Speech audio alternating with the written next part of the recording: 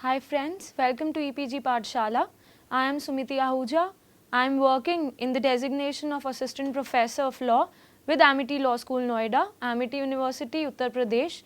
The module which I will be taking up in this presentation is criminal trespass, which is an offence against property under the Indian Penal Code under the paper Fundamentals of Crime, Criminal Law and Criminal Justice. To start with, I will first deal with the learning outcomes. That is, what will be the takeaway on the side of the readers. So, after completing this module, the reader will be able to firstly analyze and discuss the statutory framework of the offence of criminal trespass. Secondly, the reader will be able to differentiate between trespass as a tort and trespass as an offence dealt with under the IPC. Thirdly, the reader will be able to understand in detail the various essentials for determination of liability under criminal trespass and the various aggravated forms of trespass existing under the Indian Penal Code.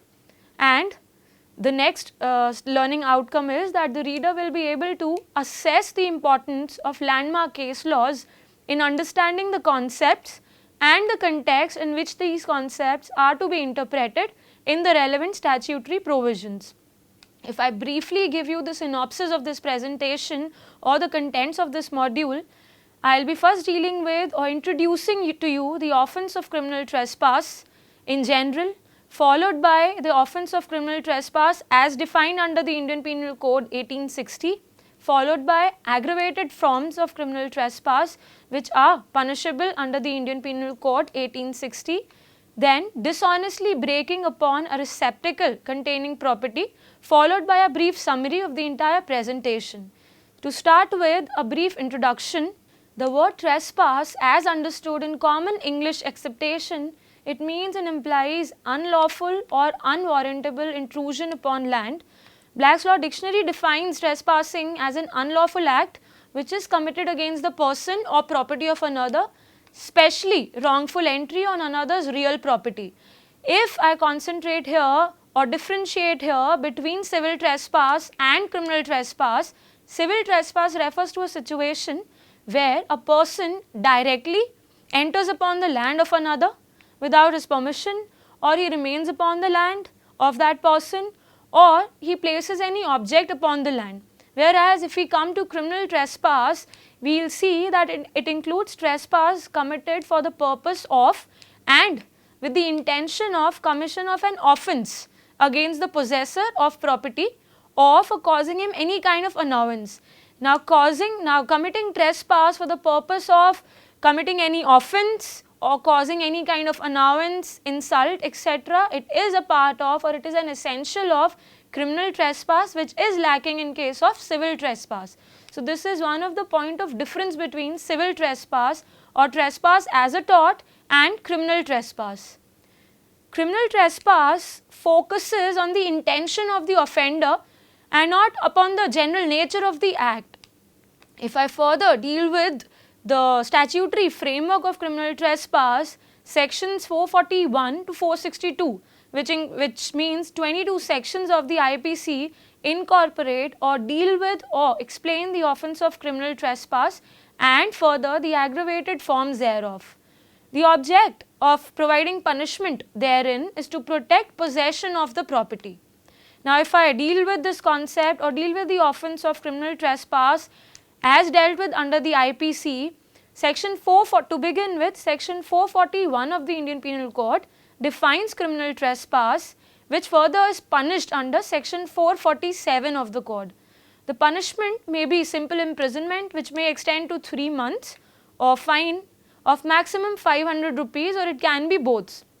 The remaining sections, that is sections 442 to 446 and 448 to 462, they further deal with the aggravated or more grave versions of criminal trespass, and they are further backed by, because they are grave, they are backed by stricter sanctions in the form of heavier degrees of punishment as compared to that in case of simple criminal trespass under section 447. Now, if I come to the essentials of criminal trespass, first is the offender enters into or upon the property in possession of the another. Further, if such entry is lawful, then he unlawfully remains upon such property, and such entry or unlawful remaining must be with an intention, as earlier stated, either to commit an offence or for the purpose of intimidating, insult or annoy the person in possession of property. It is considered that offence of criminal trespass, as it has been dealt with under IPC, is akin to the offence of forcible entry under English law. However, the Indian law is very different from the English law in the sense that forcible entry, which is defined as the crime of taking possession of a house or other structure or land by the use of physical force or serious threats against the occupants, this can include breaking windows, doors or using terror to gain entry, as well as forcing the occupants out by threat or violence after they have come in peacefully. Now, this forcible entry or this usage of force is missing under the Indian law of criminal trespass. Under the Indian law of criminal trespass, force is not necessary ingredient of the offence. Now, I will deal with the essentials of criminal trespass one by one. To start with the essentials of criminal trespass as given under the Indian Penal Code, first one is entry into or upon property in the possession of another. Now, first I will take up the term possession. I will briefly try to elaborate it. The section mentions the term whoever enters. Now, whoever enters denotes actual personal entry upon property by the accused. It should be unauthorized, or it should be against the will or without the consent of the person who is in possession of that property. The basic object or the basic aim of this provision is to protect the possession and not ownership. Say for example, X, a landlord, he enters upon a property which is in possession of his tenant with an intent to commit an offence or to intimidate, insult or annoy that tenant. Now here in this case, even though he owns that property, he is the owner of that property, still it is in possession of his tenant, and therefore because he had entered inside the property to commit an offence against that tenant, X has committed criminal trespass here. Now further, the possession as mentioned under this section, it has to be an actual possession of some person other than the alleged trespasser. Although it isn't essential that person who is in possession of the property should be present in the property when trespass takes place. Now moving on to the second term under the first essential which needs to be highlighted is the term property. Now section 441 does not apply to incorporeal property like rights of fisheries, rights of easement, ferry, etc. It applies to corporeal property or property which according to this section is capable of being entered into or entered upon. The term property under as used under section 441 is wide enough to include both movable or immovable property, as the reason being that both can be entered into as well as entered upon. As the provision section 441 uses the term whoever enters into or upon, so this thing is satisfied here. Thus, there can be a criminal trespass into a car, into a boat, etc. For that purpose, I have highlighted a case law here, which is Dhananjay versus Pravat Chandra Biswas, which is a very old judgment of Calcutta High Court. Now moving on to the second essential of this provision, that is intention. The intention which is mentioned under section 441 IPC is basically, or it can be classified into two types. First is to commit an offence. Second is the intention can also be to intimidate, insult or annoy. Now we need to know this fact that intention is a sine qua non and is to be gathered from facts and circumstances of a given case. Now if I highlight a case, a very important judgment which my readers must have studied in case of constitutional law as well, that is Olga Tellez judgment. In this particular case, the Supreme Court has observed that, I will quote, there is no doubt that the petitioners are using pavements and other public properties for an unauthorized purpose, but their intention or the object in doing so is not to commit an offence or to intimidate, insult or annoy any person, which is the gist of the offence of criminal trespass under section 441 of the Penal Code. Therefore, they cannot be held liable for the offence of criminal trespass. Now, here I would like to briefly define or elaborate, or you can say explain, the three terms which are used under section 441, or the intention to commit, to intimidate, insult or annoy. So, I will briefly elaborate the terms intimidate, insult and annoy first, then I will proceed further. To start with the term intimidate. Intimidate can in general terms be defined as to frighten or overawe someone, especially in order to make them do what one wants.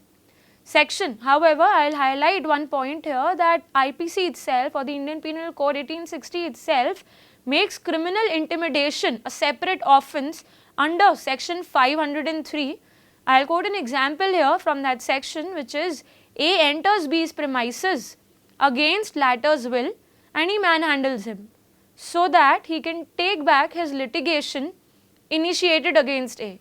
Now, here A will be held liable for criminal trespass, reason being that he had entered the premises unlawfully, that is, he was not having proper license or the authority or consent of that person to enter inside the premises. He entered unlawfully in order to intimidate B or with the intention for intimidating B. Now, moving on to the second word or second definition which I would like to highlight here, which is of the term insult. Now, what do we understand by the term insult? In general terms, if we speak, insult means to speak to or treat someone with disrespect or scornful abuse. Say, if I quote an example or I elaborate this concept with the help of an example, A, say for example, A organizes a party at his home, B is also present at the party, say he has been invited. Now, B picks up a quarrel with A and is therefore asked by A to leave the premises. B refuses to leave and he keeps on hurling filthy abuses at A in front of everyone.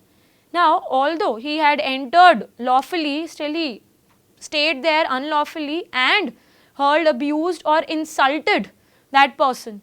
Now, B here will be liable for the criminal trespass if, even though his entry being lawful, his stay there became unlawful moment he was asked to leave the premises, but rather he had chosen to stay there with an intention of insulting A in front of others.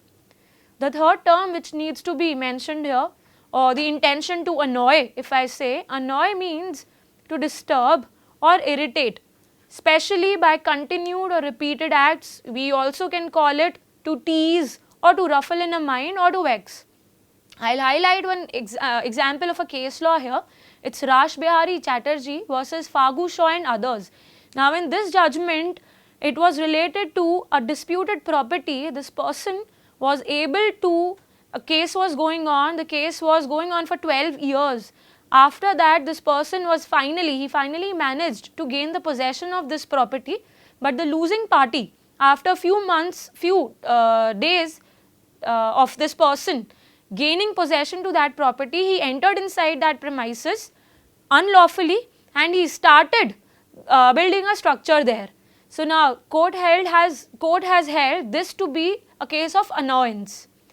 Now, moving on to the third essential after intention under section 441, that is, if such entry is lawful, then the person unlawfully remains upon such property. So, there can be a situation that this person was invited, was authorized to enter inside the premises, but after some time, maybe he was asked to leave, still he continued staying there without the authority or without the consent of the person who was the owner, who was managing that property, or in whose possession, rather, if I say, that property was. Now, it is immaterial whether the criminal intention accompanies or succeeds the entry, right. So, second part of section 441 basically of IPC refers to a situation where the entry of a person into or upon the property is lawful, but thereafter his continuing presence becomes unlawful, as I highlighted. Now, the point to be mentioned here is not only should the continuing stay become unlawful, but it should be with the intent to intimidate, insult or annoy any person in possession or with intent to commit any offence.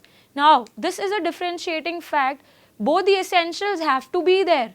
Merely entering into the property of someone unlawfully, or although you have lawfully entered, unlawfully staying there will not suffice or will not book the person under section as per section 441, 447 of the IPC, because that particular stay entry or that particular staying there within the premises has to be coupled with an intention. So, if that intention to either commit an offence or an intention to insult, annoy or intimidate that person is not there, that person will not be held liable under section 447 of the IPC. Now, further I am moving on to the next part of this presentation, wherein I will be dealing with the aggravated forms of criminal trespass as they find mention under the IPC. Now, trespass may be aggravated by the way in which it is committed or by the end for which it is committed. The various factors which influence this are, say for example, time of trespass, day or night, purpose behind the trespass, and also very importantly the nature of the property trespassed. All these examples if I put up, they all aggravate the magnitude of the offence, which obviously results in higher penalties. Now, if I briefly give you the statutory framework for the aggravated forms of criminal trespass, I will start with house trespass first. House trespass has been dealt with, or house trespass is the most basic aggravated form of criminal trespass. It is covered under section 442 and sections 448 to 452 of the IPC. Second aggravated form is lurking house trespass, which finds mention under sections 443, 453 to 455 and 459 as well. Next is lurking house trespass by night, which is covered under sections 444, 456 to 458 and 460. Further, moving on to the next aggravated form, which is house breaking, that finds mention under sections 445, 453 to 455 and 459. Next aggravated form of criminal trespass is house breaking by night. That is covered under sections 446, 456 to 458 and 460 thereafter. I will briefly elaborate the concept of house trespass. Which is an aggravated form of criminal trespass merely for the reason of the nature of property trespassed, as the name itself mentions, house trespass. Section 442 defines house trespass as whoever commits criminal trespass by entering into or remaining in any building, tent or vessel used as a human dwelling, or any building which is used as a place for worship or as a place for the custody of property, is said to have committed house trespass. Now, we can see this thing that the section 442 mentions 3 types of such places wherein house trespass can be committed. Firstly, building, tent or vessel used for human dwelling. Second is building which is used as a place for worship. Third is building which is used as a place for custody of a property. Now, the relation between sections 441 and 442, that is criminal trespass and house trespass, is such as that of sections 378 and 380 of the IPC. Section 378 defines theft, 380 provides for punishment or aggravated form of theft in case of theft being committed in any building, tent or vessel which is used as human dwelling or for custody of property. Now, section 441 thereafter defines criminal trespass, with 442 providing aggravated form of the same, where criminal trespass takes place in place of human dwelling or worship or custody of property.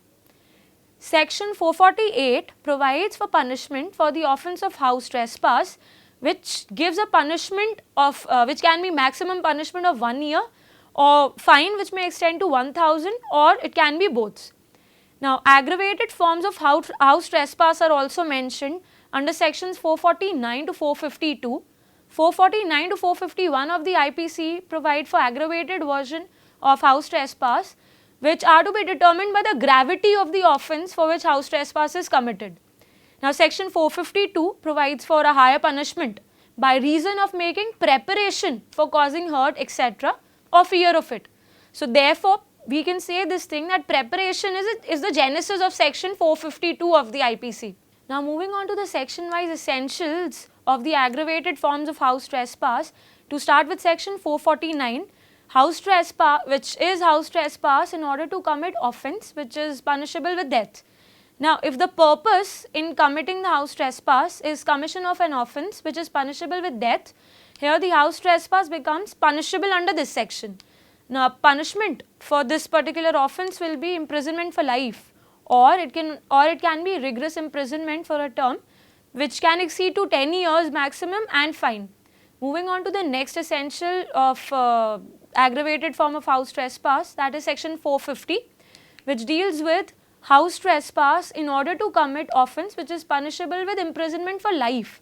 Now if the purpose in committing the house trespass is commission of an offence which is punishable with life imprisonment, the house trespass here becomes punishable under this section, punishment for which will be imprisonment of a term not exceeding 10 years and fine.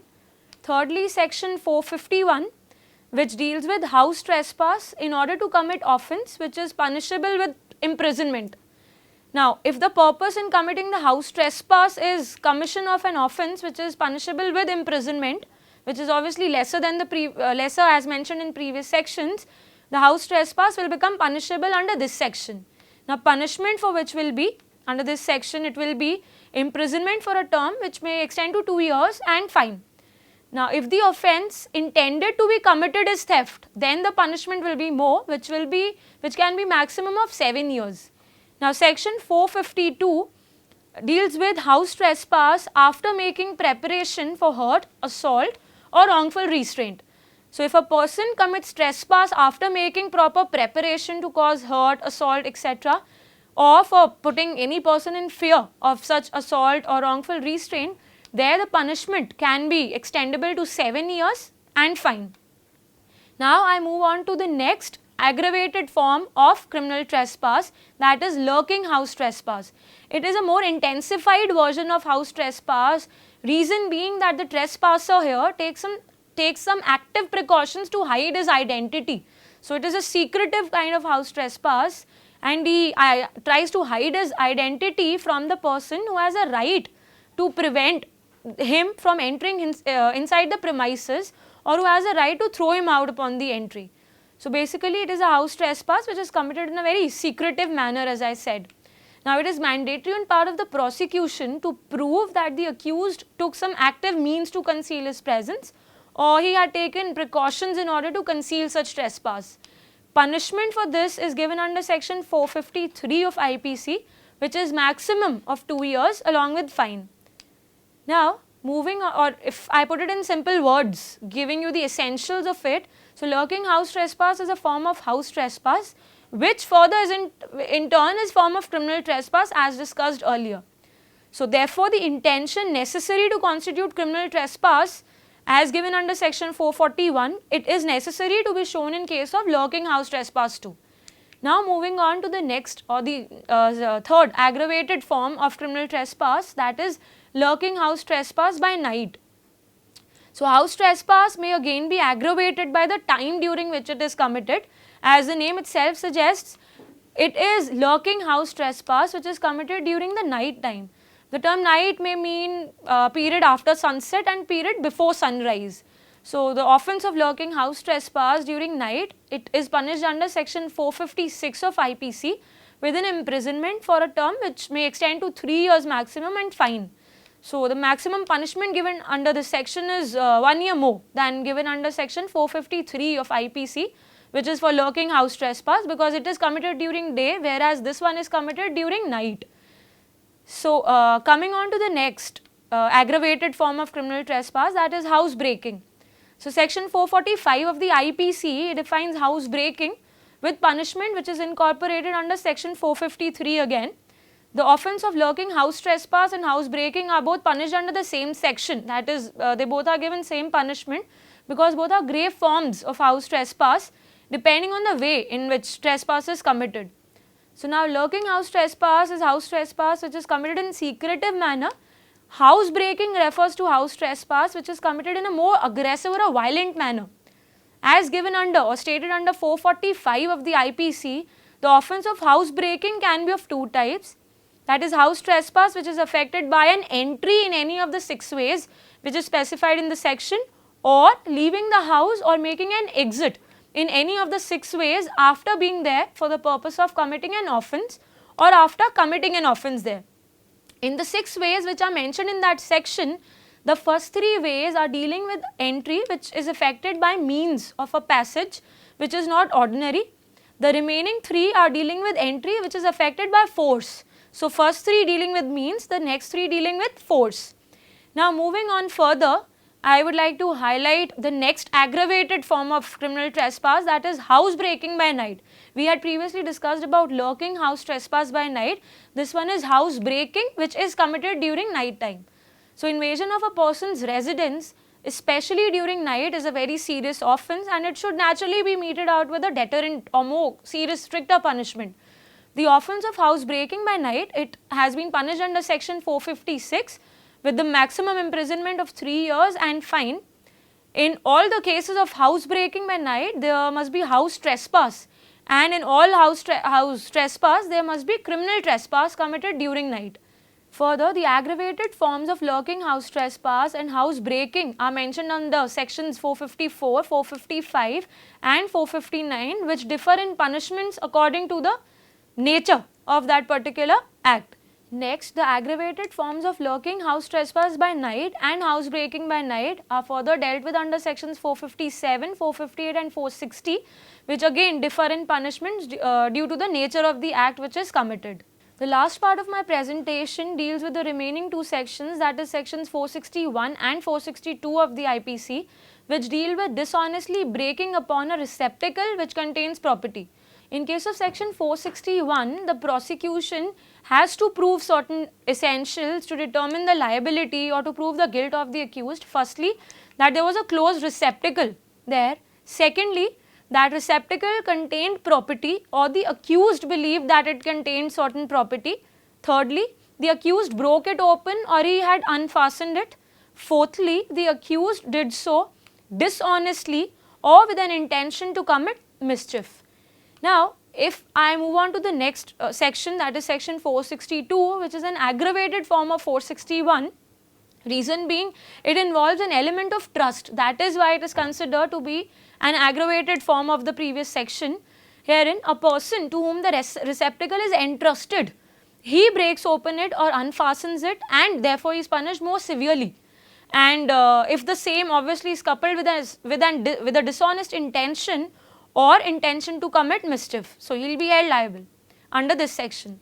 Now, here the term entrusted implies voluntarily handing over of the custody or management of your property to someone for some purpose. Basically, you are posing reliance or trust on that particular person. Now, in the last section of this presentation, I will be summarizing briefly what all we had discussed in this entire presentation. So, to start with, the Indian Penal Code 1860 has dealt with the offence of criminal trespass under 22 sections, beginning from section 441, moving on till section 462 of the IPC. Section 441 defines criminal trespass and makes it clear that there should be an intention either to commit an offence, or it also can be to intimidate, insult or annoy a person in possession of such property. Now, criminal trespass can be by 2 ways. It can be by unlawfully entering the property, that is your entry itself is illegal, or having lawfully entered inside the property, you decide to unlawfully remain there. Now, aggravated form of criminal trespass is house trespass, reason being the nature of the property where the trespass has occurred. Further, the house trespass can be aggravated by the way or manner in which it has taken place. It can be secretive or it can be violent. So, the offence under the former head is named as lurking house trespass, which is secretive in nature, and that under the latter is named as housebreaking. So, now lurking house trespass or housebreaking when committed during night time, they extract more punishment in comparison to these offences if committed during daytime. Sections 461 and 462, lastly, they deal with dishonestly opening or unfastening any receptacle containing property. I hope readers you were able to gain knowledge about the various essentials of the criminal trespass. You were able to, now you will be able to differentiate between civil trespass or trespass as a tort and criminal trespass, and also you will be able to understand the essentials of various aggravated forms of criminal trespass as given under the Indian Penal Code. Thank you.